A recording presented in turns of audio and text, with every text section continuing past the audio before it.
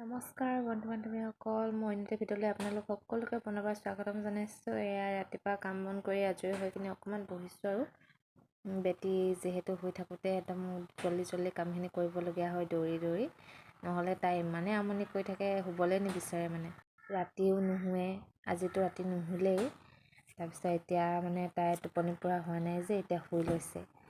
এয়া তাই এতিয়া শুই আছে আৰু ৰাতি বাৰু সৰু ল'ৰা ছোৱালীবিলাকে আপোনালোকৰ আমনি কৰেনে?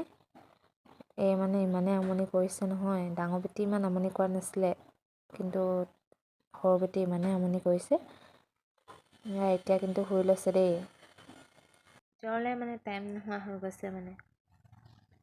কেতিয়া ৰাতিপুৱা হয় কেতিয়া গধূলি হয় গমেই নাপাওঁ মানে।